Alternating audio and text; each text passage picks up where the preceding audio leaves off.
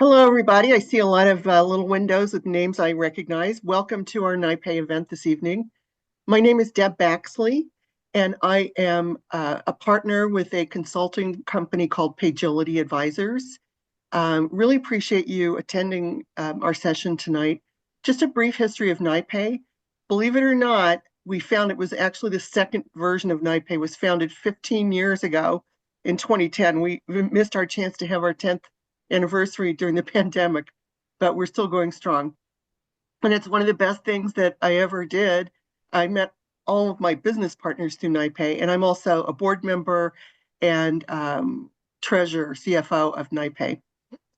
I'd like to thank some of our partners and sister organizations, the Fintech Connector, the New York LIB, New York League of Independent Bankers, Phase 5 Research, and PayCLT, which is a sister organization in Charlotte. And we are conducting research with Phase 5 on what are other hot topics for 2025 for our mix of in-person and virtual events. We'll continue with our virtual events, but about once a quarter, maybe a little more often, we're planning to have in-person events. After tonight, we have another event on the calendar already for February 27th called Fintech Forward Investment Strategies and Innovations for 2025. That's a virtual event. And we're in the planning stages for many more events. We're thinking of open banking, real-time payments, fraud detection, AI, stable coins, banking as a service, and other types of digital banking innovation. So all of those are things on our radar for this year. And by the way, if you or your company is interested in sponsoring NIPay, an event, or we have annual sponsors or semi-annual sponsors, please contact us. Being the treasurer, I know this very well. The only way we can keep running NIPay is by having sponsors. We bring in some revenue from in-person events, but we really do need sponsors to sort of keep the whole thing afloat. And so we want to keep running these events and benefit from all the connections that we make. So, and also if you're interested, we're happy to have more volunteers on our events committee, which meets once a week. Plan for this evening, if you haven't been to one of our virtual events before, is I'll turn it over to our moderator who will introduce the panel, and we'll have a 50-minute or so panel discussion with Q&A. And then if you would hang on, at the end of the panel, we will have networking. And the way we do that is by breaking up into virtual Zoom rooms with a random subset of 5 or 6 people, give you a chance to talk and meet. During the panel, you're all automatically, I think, have your cameras off and muted. If you want to ask a question, you can type it in the chat. But, you know, I kind of like having people ask their questions live. If you want to be unmuted, you can ask in the chat to be unmuted and ask your question live. I see some of you are not, you are on camera. So when we start the discussion, if you would put yourself on mute and your cameras off to avoid distractions. Yeah, I mean, we love all your faces, but we really want to see the panelists. Yeah, when I think one time we had a problem with somebody who dropped in. Anyway, if you I don't think I was there. I don't quite know what happened. But anyway, we got Zoom bombed, but we're hoping to avoid that bombed. these days. If you want to share your contact info, it's kind of nice. You can like take the link from your LinkedIn and just pop it into the chat. And then if everyone remember to save the chat before we exit the Zoom, you get to save all those contacts. So our concept for tonight's event is hot topics. So it's a bunch of different topics and not just one theme. We're going to delve into technologies that make money move faster and safer, everything from cutting edge developments to what's on the minds of merchants. So I'm going to turn it over to our wonderful moderator, Sarah Hoisington of Matera, to introduce the panel. Thank you, Sarah. Awesome. Thanks so much, Deb. Very happy to be here tonight. So maybe what I'm going to do, just I'll introduce myself, and then I'm going to actually ask the panelists to introduce themselves. So for those who don't know, Sarah Hoisington, I'm with a company called Matera.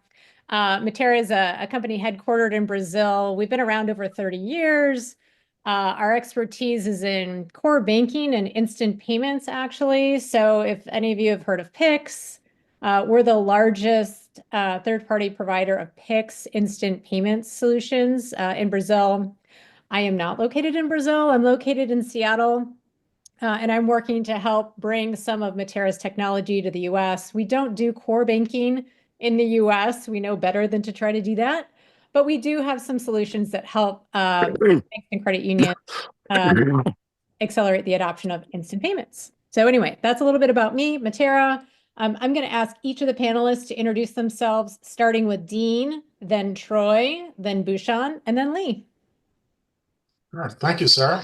I'm Dean Schaefer. I'm the CEO and founder of a company called Team Paytech, amongst other endeavors. I've spent my entire adult life in payments. So I started off on the issuing side with MBNA, then Pentagon Federal Credit Union, and then spent 30 plus years with the country's largest privately owned department store, both on the issuing and payment acceptance side, loyalty, rewards, store value, and in that role had a couple of notable extracurricular activities, one on the board of directors of the Merchants Advisory Group, and then as chair of the National Retail Federation's Credit Executives Committee, I got to do fun stuff like testify before the US House and Senate on bankruptcy reform and the CARD Act, and since the beginning of the pandemic, I've done all kinds of fun things with Team Paytech, consulting for merchants, payment services providers, and financial institutions. Awesome. All right, Troy. Excellent. Well, good evening, everybody. I'm Troy Carruthers. I am the CEO of TAC Consulting. And at TAC Consulting, what we do is provide basically advisory services and payments, as well as in operations. A lot of that is focused on retailers. It's also focused on financial service companies and bringing those two together. I've, like Dean, I started out in banking. Actually, I was with Citibank for a number of years, both in the US as well as in Latin America. I later moved to a merchant. I was at Kohl's for 18 years, managed all of their payments as well as a number of other functions for the company. But in that, I had the acquiring side, I had the issuing side, anything related to risk management, financial operations, those types of functions.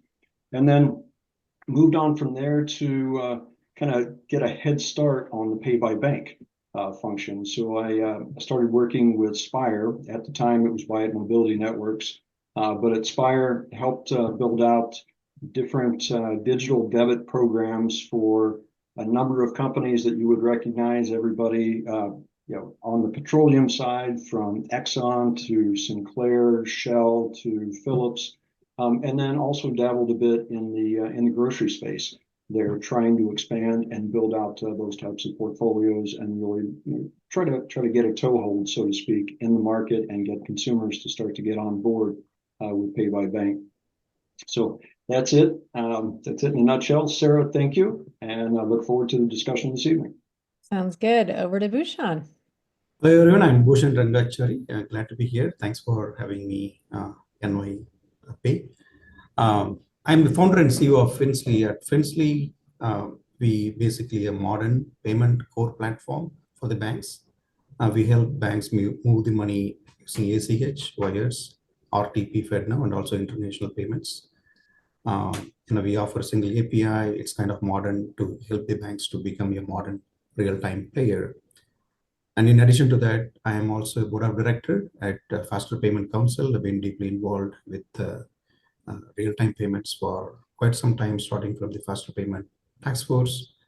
And I'm all about the modernizing the payment industry. So glad to be here and looking forward to having this discussion. Thanks, Bhushan. All right. How about you, Lee? Hey, everyone. It's Lee Kiriakou.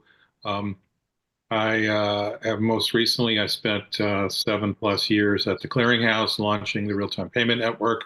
I was on the product side, focused on a number of different pieces, but the one that I keep doing is in the fraud area. What I like so much about the real-time payments space and fraud is that it's distinctly different than what we're all accustomed to in card, and it makes for interesting conversations to remind people, nope, doesn't work that way, works this way over here. I retired from the Clearinghouse in the middle of last year. I am still the chair of the fraud work group of the Faster Payments Council, and I do some modest independent consulting and recently affiliated with Pagility. That's good. All right. Well, nice to have all of you with us today. We do have a lot of hot topics to cover, as Deb was mentioning, everything from what's happening in the merchant payment space. Obviously, pay by bank is a big topic here. We're going to get into open banking. We've got 1033 to consider, maybe not. Instant payments. I think there's nearly 2,000 banks and credit unions on FedNow, RTP, or both.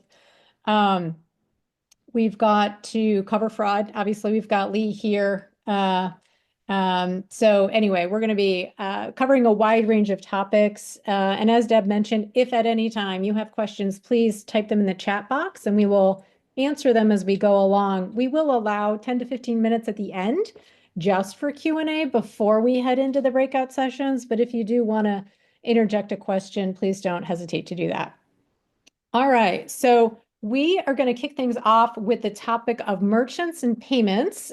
Definitely something Dean and Troy know a lot about. Can you both talk about what's top of mind for merchants in 2025 as it relates to payments for merchants? So it could be challenges, legislation to watch, new payment types. So maybe Dean, you can start us off. Sure. So you mentioned legislation, so I think of it as both legislation, litigation, and regulation. And there is an awful lot going on. So of course, CCCA will spill over from last year into the new congressional session. It'll be very interesting to watch the dynamic as the House and Senate have been reconstituted. Of course, at the end of last year, Visa and MasterCard were really surprisingly grilled quite hard in the Senate hearing. And there is some thought amongst the merchant community that there may be some reaction to that, even absent a legislative fix, but that is, CCCA is clearly one of the elephant in the room to watch. But in addition to that, there's a lot of other sort of tangential things that are happening. Of course, DOJ lawsuits, antitrust actions by and amongst the merchants and the issuers, but also even at the state level, we're seeing a tremendous amount of activity, including the Illinois prohibition of interchange on sales tax and tips. There are a number of state legislatures that have similar bills at some place in the process. And that should one of those bills become effective, Illinois most likely earliest in July of this year, it will be quite interesting to see the dynamic and how the payments ecosystem handles what's required by law. So legislation, litigation, regulation, all a big bucket, right? Yeah. And I think that the second big bucket is I'll call it steering very broadly. So pay by bank, I think of as a tool in the steering toolbox, but so is surcharging, so is discounting. And all of those, whether it's pay by bank and the Walmart test case that's coming soon, or the advent of surcharging, particularly in restaurant and smaller merchants, all of those beg for a change in consumer behavior. And part of what I think about is what the incentives are to drive that change in consumer behavior. I think we all recognize that getting a consumer to do something differently is quite a big lift. So I imagine that we're going to see some fairly fundamental changes in rewards and incentive programs that will drive, or at least attempt to drive, that change in consumer behavior. So I'll pause there and let my buddy Troy jump in, sir, unless you have questions. Well, I just wanted to, I know that a lot of places I go these days, it says if you want to pay by credit card, it's 2%, it's 3%. You actually have to pay an extra amount, right? So that's what you mean by the surcharging Correct. and the steering, Correct. trying to get people to pay maybe directly out of their bank account or some other lower cost way, or at least have them Precise. for the credit card, transaction. Precise. Great, Troy. I know you've got a lot to pay by bank. Yeah, so well, I'll just jump onto the surcharging and discounting for a second and say that, quite frankly, the way that the system is set up today, right, and where the incentives are, there are not incentives for those merchants for the most part to offer the discounting, right? If you think about, if they're large enough, how they report their sales, right? They typically report gross sales, right? In many aspects, and even those vendors that support them, right? In this case, it could be an ISO, it could be the credit card networks and so on. It's in their benefit for that merchant to charge a surcharge compared to having discounting, right? Because it actually increases all of those third parties and improves their top line, right? Which ultimately we have to assume is going to improve their bottom line. So there's a lot of momentum on the surcharging, very little momentum on the discounting today, if you look out across the landscape. And there aren't a lot of companies that are doing the discounting and doing it well, right? There are companies that have dabbled in it, right, and tried to introduce a number of different private label, private label programs, payment programs of their own. A number of the petroleum companies have tried that, for example, with putting a private label product within their app, right? And you get discounts if you pay with that particular private label program in the app, and you can save 5 cents a gallon, 10 cents a gallon, 15 cents a gallon, that type of thing. That's out there, it's growing. But obviously it's still not mainstream enough, right, for it to be able to make a dent really in what has taken place with the total transactions out there. So I'd say that is definitely going to continue to be a hot topic, surcharging and discounting through 2025. Why is that a hot topic? Well, obviously, there's a driver there, and that driver is that merchant wants to manage that total cost of payments, right? Yeah. And whenever I say the total cost of payments, I'm talking about all of the inputs, all of the outputs, including fraud, right? You've got all of those pieces, right? And the average consumer just does not understand, nor is there any information really out there for that consumer to understand what that total cost of payment is, right? So that they would know at the end of the day, really what are they getting, right? What's the value of their rewards if they choose to use a credit card and so on, right? A lot of the consumers are happy to go ahead and spend 3% more paying a surcharge, for example, to get a 1% reward. Right? So there's that challenge, I think, just in the market with that mindset. But again, I think one of those biggest challenges for the merchant is still that total cost of payments. And again, that includes fraud, and we'll talk a little bit more about fraud here later. I'd say another one that is kind of gray, I'll put it that way, is for the merchants to be able to identify what is relevant to them in this changing fintech and payments landscape, right? There are so many different solutions out there for merchants to sort from and try to determine what is for them.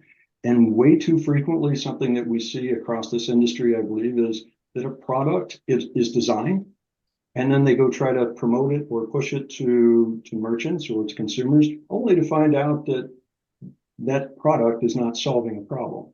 It was somebody's idea, but they didn't go and get the information that they needed before they designed that product. So there's a lot of that sorting that has to take place for the merchants, and there's just more than they can take in on any given day.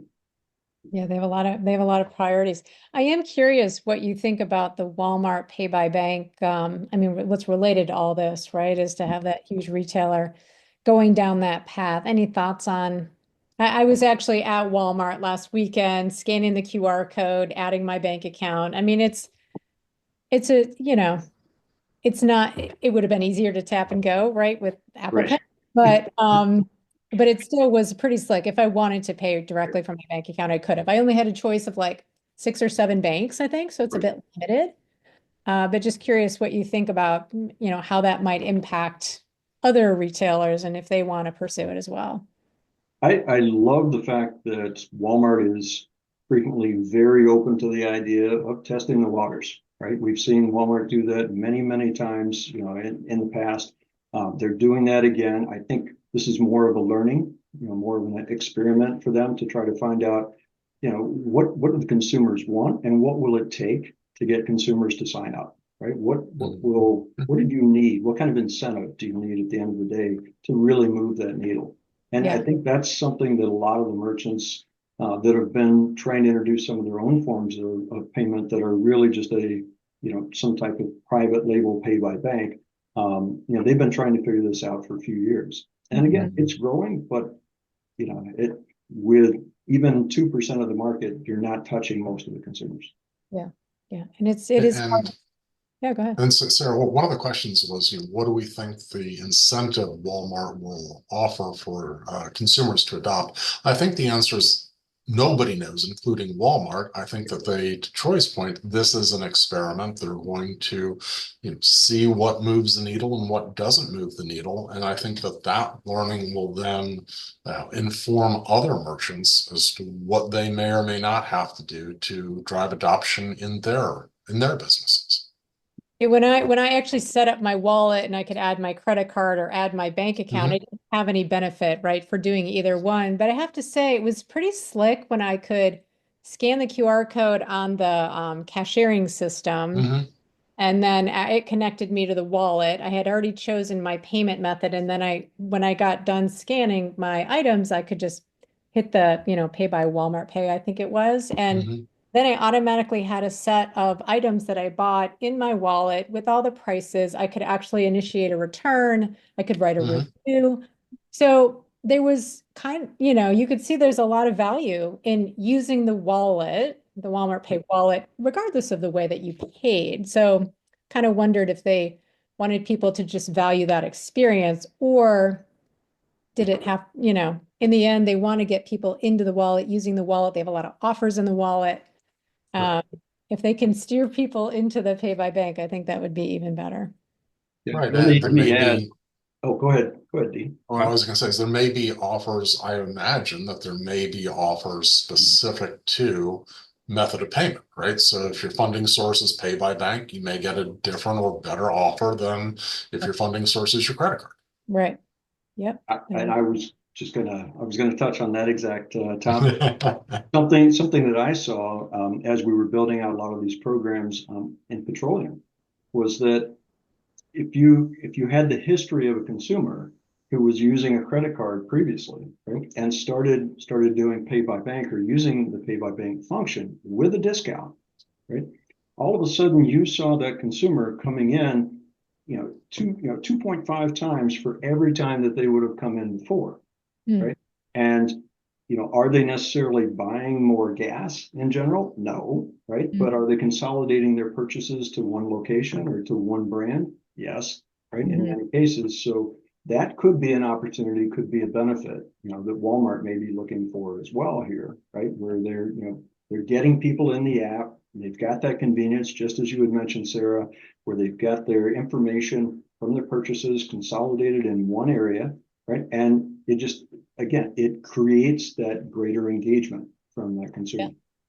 Yeah, they even have this scan and pay. That was pretty cool, where you can actually scan a barcode of what you're buying, put it in your basket, and then when you go to checkout, you just scan the QR code, pay, and you go, right? So there's a lot integrated with their mobile app, the payment obviously included. They, I'm sure, want to get that to be a lower cost. Yeah, but Sarah, as you're describing what's going on at Walmart, it's we've got lots of technology solutions, and it's always searching what's the problem.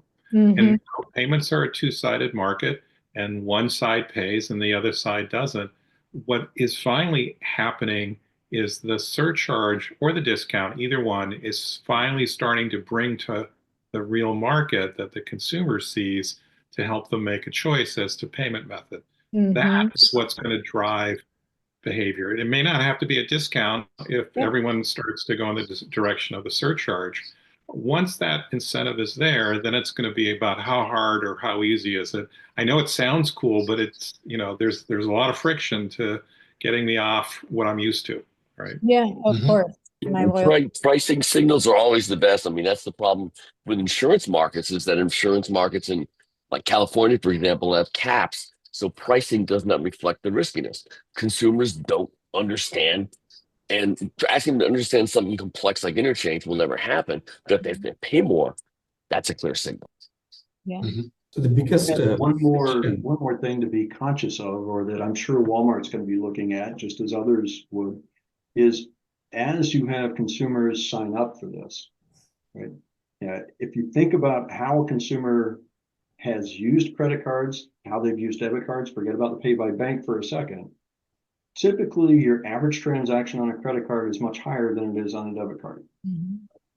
And you know, what is the profile? What's the market that they're going after? If, you know, as they're promoting this going forward, are they potentially at risk of, you know, switching some of those credit card customers to this, and, you know, obviously assuming they're going to reduce their cost, but at the same time, are they going to reduce the average basket size potentially, right? Yeah. Because that is what you'll frequently see across most merchants at most levels.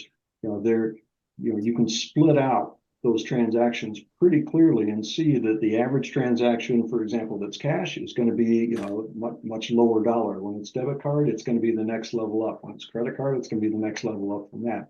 So, you know, there are sometimes these unintended consequences as well. They might be trying to save some money in cost in payment acceptance, but they may be trading off some of that basket size. Yeah, I think that's why Affirm is so successful, right? Merchants are willing to pay the cost of offering buy now, pay later, because the basket size is so much higher. The conversion rate is so much higher. So all good considerations. I do want to make sure we start moving on. We got a lot of hot topics here, but maybe we start talking about open banking, which is kind of related. You know, in theory, you know, with open banking, anybody, merchant can go to a bank, use their open banking APIs, get paid by their customer directly from a bank account. Curious, maybe I'll direct this to Bhushan to start us off the open banking conversation. Do you think open banking is going to become more of a reality in 2025? Why or why not? I think 2025 we'll be talking about open banking still, right? You know, the concept of open banking is primarily opening up the banks so that we can directly transact through the APIs, right? We don't have to go to the bank online platform to initiate a payment. You know, we just talked about Walmart Pay, and the biggest friction today is that, you know, when you add your bank account, you have to find your routing number, account number, and, you know, that continues. Login credentials at least. That's correct. Or, you know, you use Plaid and then or something like that. I think every time I do that one, I kind of feel not safe about privacy. Hey, you know, are they just going to authenticate me, or they are going to do other things that I don't have any visibility about? The thing that needs to happen, you know, if you look at the future, I see the future is more of a real-time economy, right? It's connected economy. So for example, you file an insurance claim, the insurance company hits the button to make the payment, you get that payment in real time. So the systems, the businesses and banks, they're all connected in real time within that ecosystem. And suddenly RTP FedNow is going to play an important role. I think, you know, the friction about making the payments pay by bank can only be reduced when we have a directory, right? I think we have been talking about a directory. I hope there is a directory coming up very soon. But I think, you know, once you do that one, the open banking API is really important. The one thing that is still not, you know, it's not clear, or it's not good is that we don't have one API that covers all banks, right? If you look at it, almost every bank, they have an API. You can use the, every big banks and even some large regional banks, they have APIs, but every API is different. So there is no standards body that covers, hey, I can develop one code and connect to any bank. It's not happening, which means you need to rely on an API aggregator. So now, once you have an API aggregator, that means if you want to initiate a payment, everybody takes that part, that piece of that income, right? So, I mean, Isn't that, sorry, getting back to the standard API, isn't that the role of FDX with 1033? Isn't that the idea, is that they're going to come up with that standard? that's the idea, I think that that's still going to happen. We don't know what it is going to be like, right? So they are going to be one of the standards body, and there were a few other players who have expressed interest to be in that play. So I think we are still going to be waiting and wait and see. And I think with the new government in place, I think we just have to see how much urgency pressure they are going to have. But Yeah. If you look at Europe market right now, if you look at other markets, we are primarily following the other markets in banking and payments generally, right? We are not the leaders in this space. In the European market, it has almost every bank, they have their own API. We all talk about ISO 20022, but in reality, ISO 222 is different for each and every payment network. If you take Swift payment network, things are slightly different. Between RTP FedNow, slightly different. If you look at FedWire, so even though it is all one standard, things tend to be different. So how you interpret that message is different within the network. Now, let's say we have some standard FDX standard for banks, and there will be still things that are going to be differently interpreted by each and every bank. So, we have to just wait and see what it is going to be like. Yeah, good point. It feels like the big banks I've ever been talking to around open banking would say, whether 1033 goes or doesn't go, ultimately, still doing open banking. So it feels like that's the movement. Now, I think the smaller banks may not have as many capabilities. And in the end, I do think if the larger banks are going to move forward with open banking, it behooves a lot of financial institutions to try to figure out how to participate in that. I think the biggest value that we see here is on the commercial banking side, right? So a lot of businesses, they are looking for their ERP systems connect to their bank through the API. So it is basically what even though the APIs are there, it could be different for each and every bank. What we see is that the ERP systems like NetSuite, SAP, and other systems, they have plugins that, hey, if you want to connect to this bank, here is this adapter that all you get is your login credentials, and then you can start operating your bank accounts from the ERP systems through this API, right? So there's a level of aggregation happening at different players, but I think the biggest challenge is going to be, are we going to have one API that I can use to talk to all the banks? Yeah. Bhushan, you make this distinction between the big players, like the big corporations using APIs and being able to get there versus the kind of commerce piece where fundamentally, if you want a real-time system, you're working through the bank network, you got to find credentials on the other side. That's a difficult task. And you mentioned the directory is the other direction to go, and that those are the two that I think are going to be working in probably different use cases in terms of being able to connect folks to real-time banking. Yeah, in the open banking directory are two different things, right? Now, open banking is basically I can operate my bank account from my ERP system. If my ERP system for the insurance company, here's where it is, right? And then I can just say, hey, I have this, $700 payout I have to make. I can just push a button, boom, payment is out. I can still operate with the bank routing number, account number. But when I have the directory, the benefit I'm going to have is when I file for an insurance claim, I don't have to give them my routing number, account number. I can just, my email address, I will get an invitation, I just register, get the pay, right? So But directory will certainly transform. I think a lot of people in the industry are really looking to see a directory, common directory that will come into play. But we have been waiting for that to happen, right? Because directory is it's not complex. It is very easy. We have so many private directories. I think the most important thing is how can we have one directory that where everybody can participate and we can find every bank account available in the market, right? So that's the biggest thing. And I know there are a lot of major players working on it. And we heard from some of the clearing players also. So, but there is nothing that I can see coming in 2025 or maybe 2026. As a member of the Directory Models Work Group with the Faster Payments Council myself, I know we've been talking about it. And, one of the challenges with the US is there's so many robust directories already out there in our ecosystem.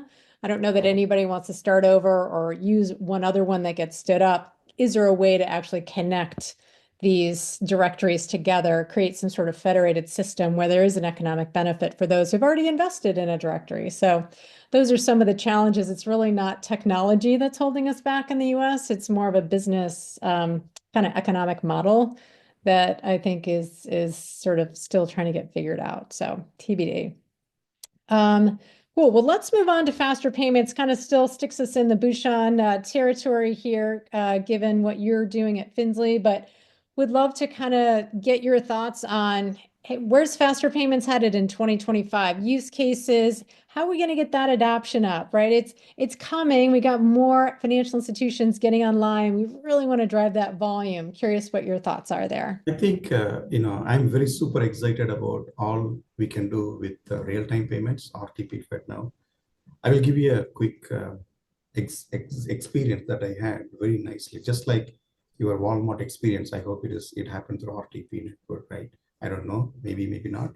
But I was in Robinhood and I wanted to buy some stocks, and then said, hey, I don't have, let me get some money. And then typically you do that through ACH from my bank account to here. It takes about 5 days. I got a pop-up message, hey, do you want to get instant payment? I said, being an instant guy, I said, okay, let me try that out, what that experience is like, right? And then I initiated the payment. The next second, I got a bill pay request it's a slightly different experience in my Bank of America account. It says, hey, there is a request from Robinhood, and it gave me that full amount. Do you want to accept that connection? I said, yes. Okay, once I accepted that connection, then it gave me that, here is this $5,000 you want to pay, right? And I wanted to say, hey, let me see if I reduce that payment, what it looks like. So it is like a bill pay request that came to me. And then I said, okay, let me pay $2,000. And then $2,000 came to my account in Robinhood instantly. That was interesting. Wow, right? Do you suppose that was an RTP? I guess it has to be RTP because I don't think it was FedNow, right? RTP Bank. Yeah, it's RTP. I know definitely. Right. Do you have to pay for that? Yes, I guess it's not, there's no fee, it is free. There is a fee or no fee? No fee. Oh, interesting. Because I've had money in my Coinbase wallet and I wanted to move it to my bank account, and I had the choice to do it instantly for a fee or wait a couple of days to get it out. So anyway. I think Robinhood may be making money somewhere else, so they want your money faster. Yeah, they don't want you to move the money out fast. They want you to move the money in. Yes. Well, Maybe if you want to move the money faster, if you want to take the money out, maybe they will charge a fee. That's what, that's what happened to me. And then same week, I had another experience. We talked about surcharges. I had a service firm sending me a bill, $4,500 bill. If you pay with ACH, no fee. If you pay with card, it is 33% surcharge. I looked at that fee, $135. Wow, Okay, now let's say you're getting a surcharge on $50, $1.50, not a big deal, right? We really don't care. You can just pay. But when you start seeing that big amount, the surcharge really, gets scared. And then people are shifting to, ACH. Now, when you look at that, hey, this bank can do RTP, just like my Robinhood experience, I can see that this payment, I can start sending the payments through real-time payment network. Now we see use cases where we have a bank which is, we have a lot of banks. A lot of them are receiving payments, and we connect all the banks on all the networks, both RTP as well as FedNow. In addition to ACH and wires that we support, right? When it comes to the RTP FedNow, most of the banks, they start with receive, but very quickly they move to sending the payments. So where they are seeing more adoption is, primarily, I keep telling that, from the bank perspective, we cannot go and sell these payment products to the customers, right? We cannot ask them, do you want to send FedNow? Do you want to send RTP, wires? I mean, we all payment nerds, we know all these terms, but common people, they have no idea about FedNow, RTP, and all those things. They just care about the experience, right? So we focus more on that one. We continue to tell banks, you have to think from customer perspective, you have to think simple, and you have to make it like, you have to provide a FedEx kind of experience where you say, same day or next day. Here you say, instantly, or same day, or maybe 2 days later, right? And you charge a fee based on the experience that you are going to offer. Behind the scene, it could be FedNow. Behind the scene, it could be FedWire. It really doesn't matter. And I think, that kind of sending experience we are enabling to a lot of banks, and customers are starting to like that simplified experience. Yeah. Are there any stats anybody can share on how many banks and credit unions are sending? I don't ever really see a number. We obviously see how many are signed up for the service, but there's no numbers that I've seen publicly on, hey, how many are sending? Anybody have any info on that? I may have that information, but I don't have it handy, right? Because we see all the banks who can send. We have the directory details that we know. Yeah, there's two ways you can measure that. The number of banks that have send capability, and that is a modest number. It's under 10% of the total banks that are on the network. On the other hand, if you look at which banks have send capability and what share of the market do they have, well, then that's actually most of the market. So, that's kind of how you have to think about it in different ways.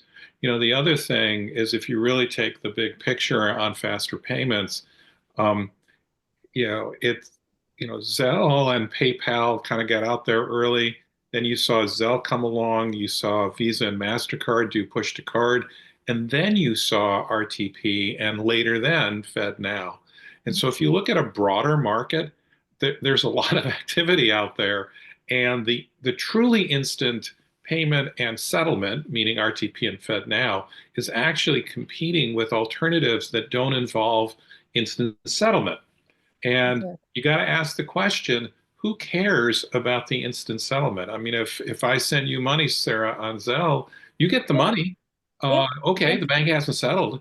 And so there's a lot of work to catch up for the true instant networks, because they came late to the game, and the non-instant settlement alternatives took a lot of market share.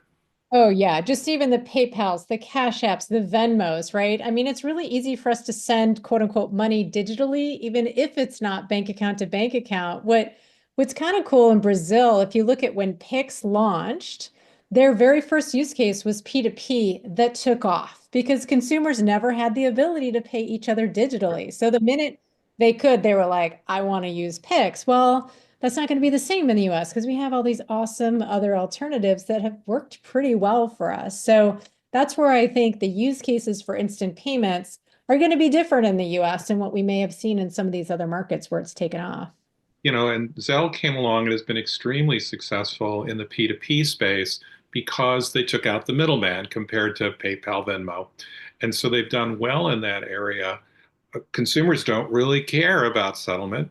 And so for RTP or FedNow to gain share in that Zelle settlement space, it's not selling to consumers, it's selling to banks. And the value of instant settlement, removing reconciliation expense, day two operational expense, it's a different sell. to a very different customer. Some of that's occurring. I think you all know that RTP does settle instantly Zelle transactions for some banks, and that's, I think, will be growing over time.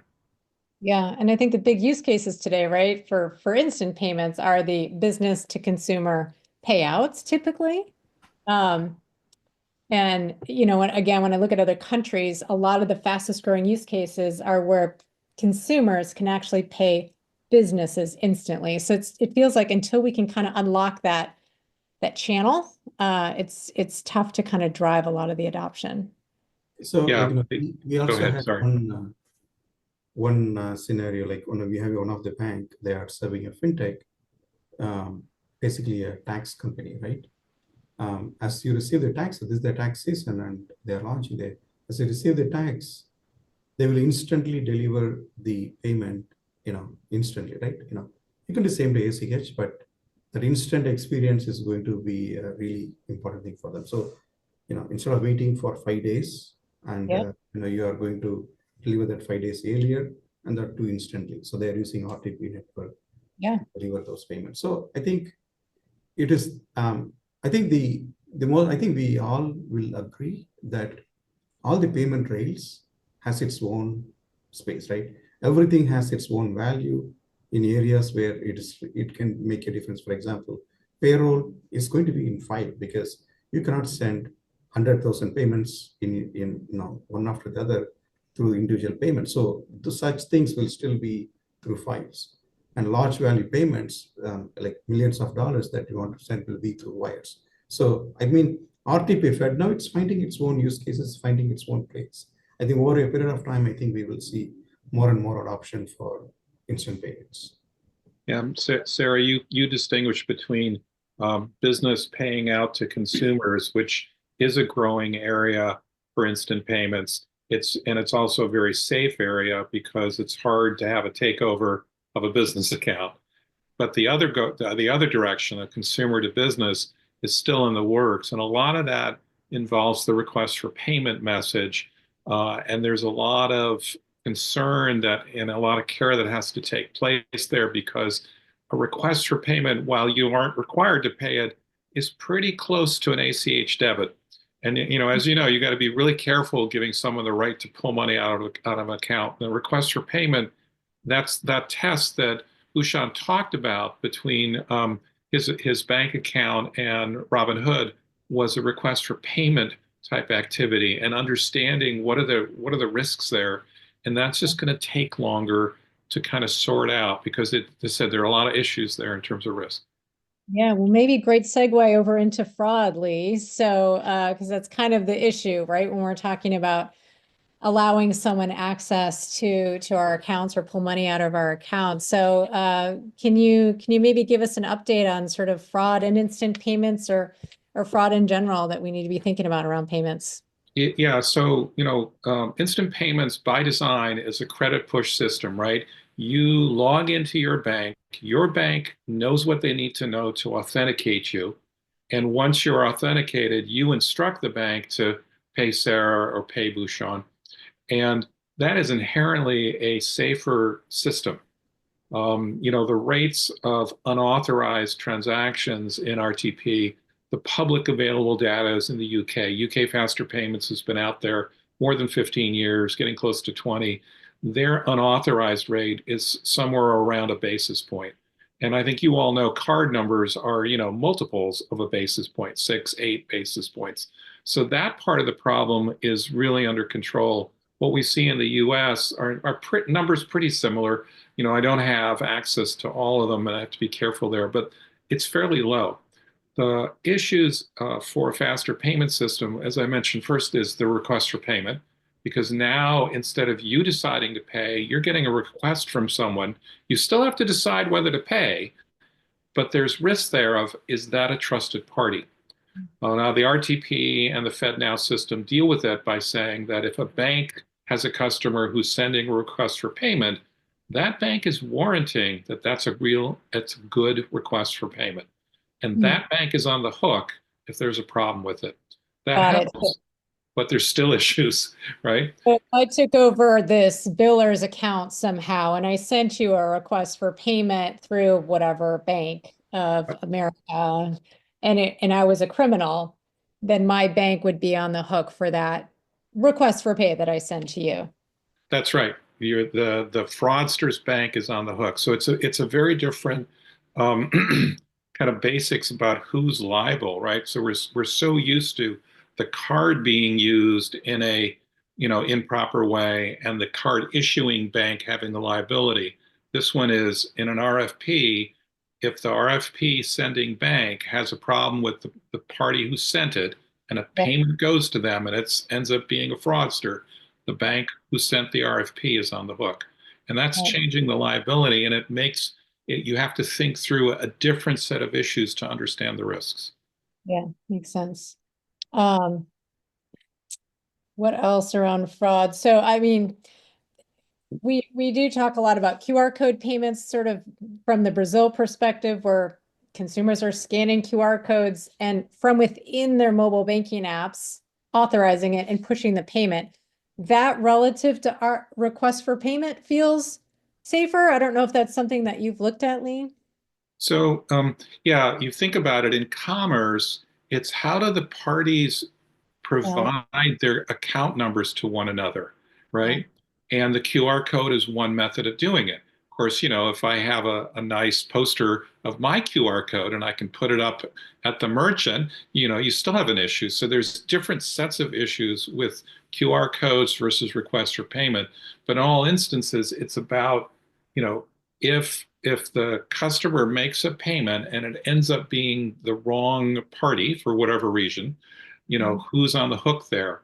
And, we all know that unauthorized transactions are covered under Reg E, but authorized ones are not. And so this is an authorized payment. It's a customer who authenticated to their bank and said, make this payment. Now it turns out to have been duped.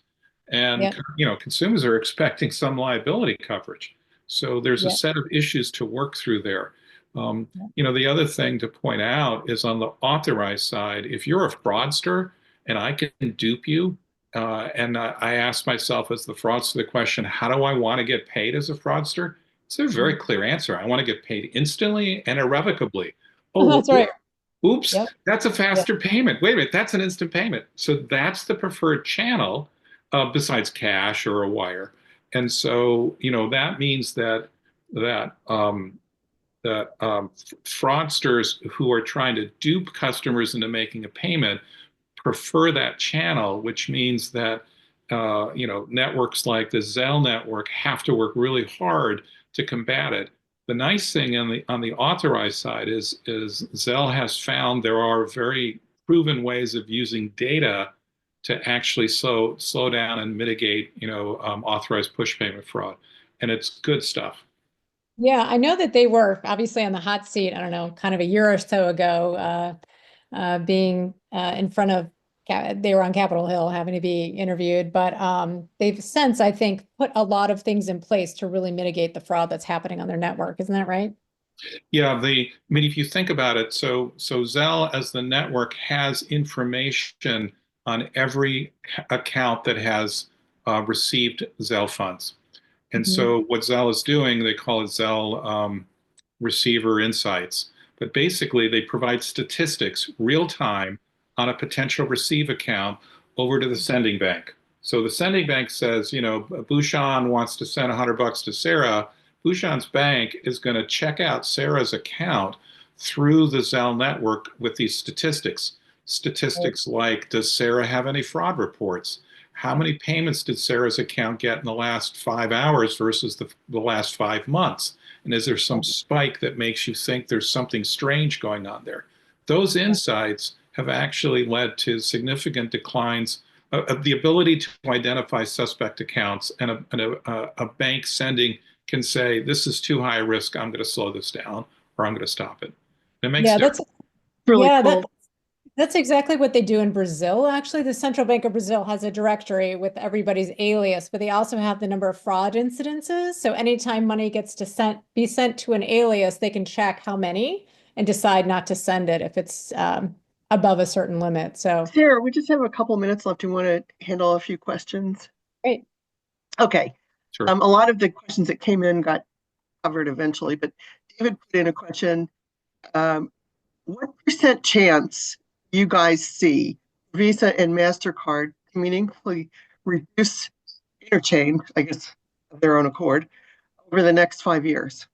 So say that again. You said, what are the chances Visa and MasterCard reduce interchange in the next 5 years? Is that it? Yeah. Zero, Whether forced to or voluntarily. 0% unless they're compelled to do so. Right. Okay. Yeah, I guess the way I would frame it is, to add on to Dean's, is have they ever done so before?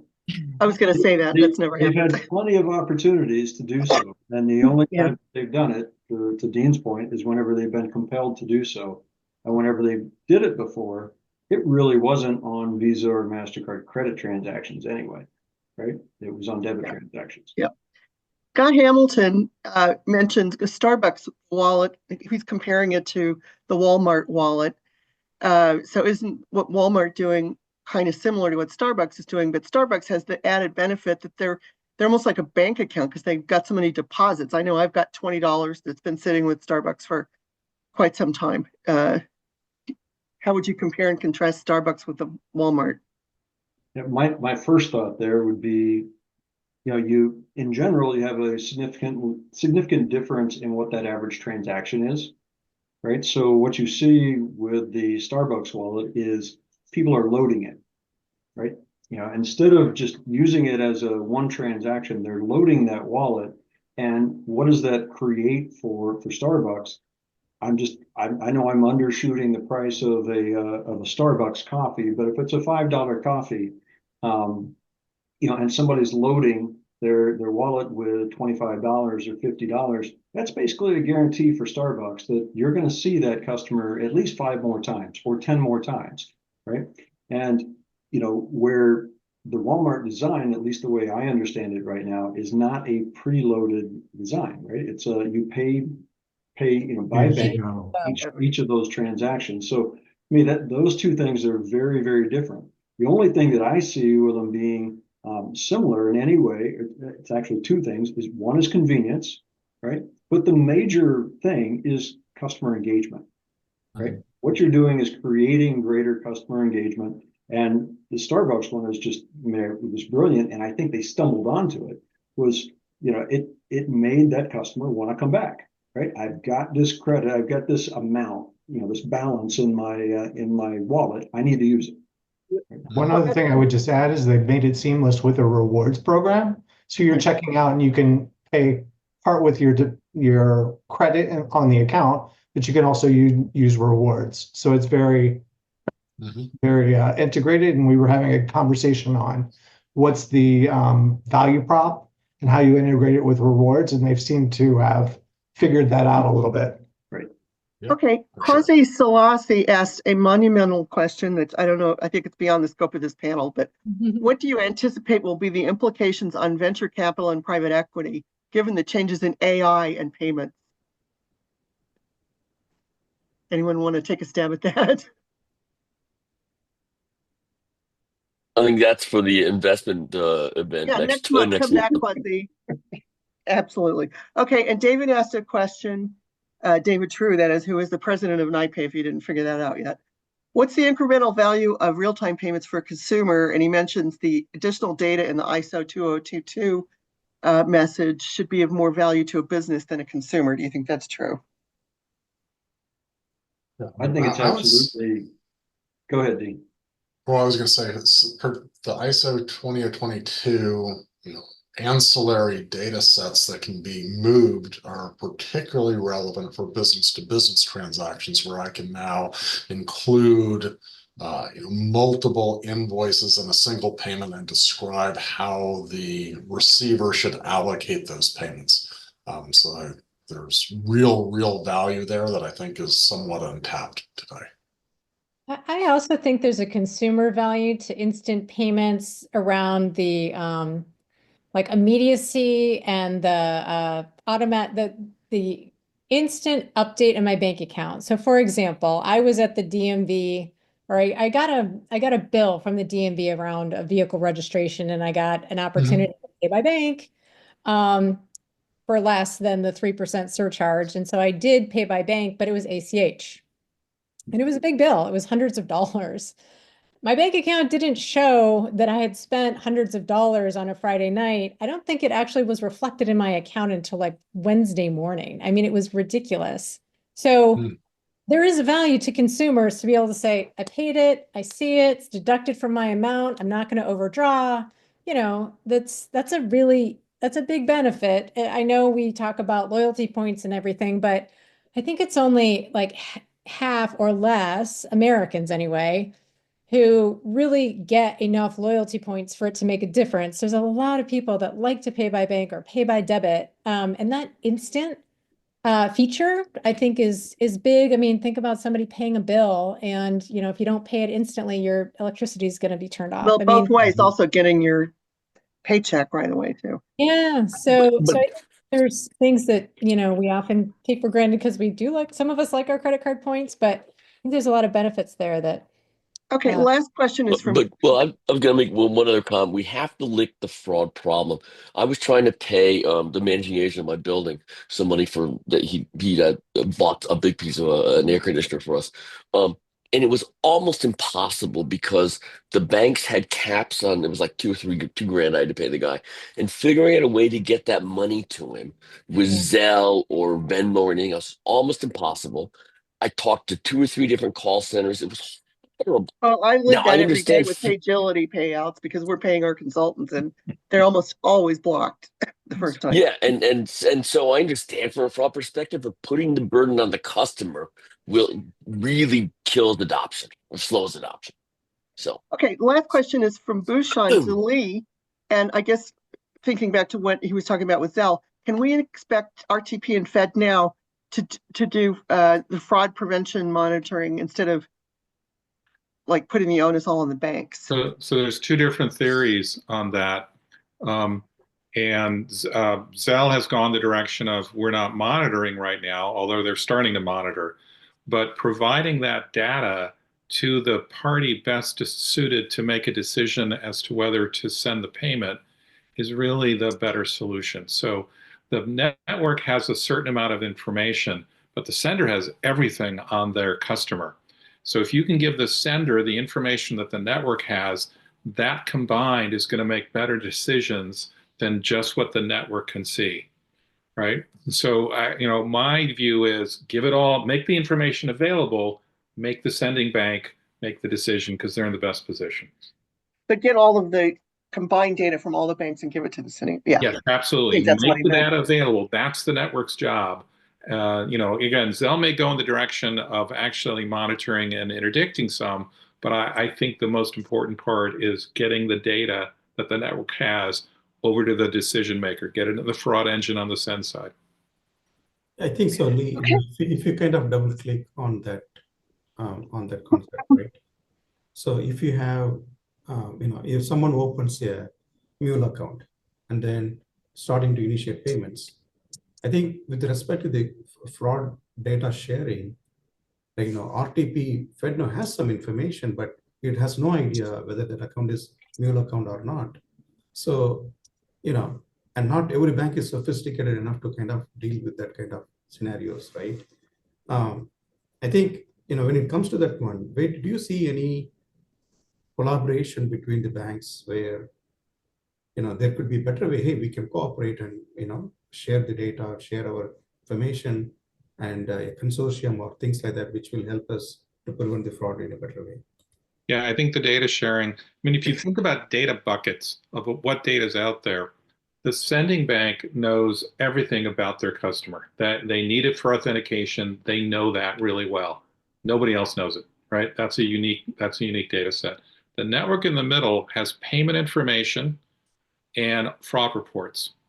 And then the receive side has even more information about the receiver than the network does.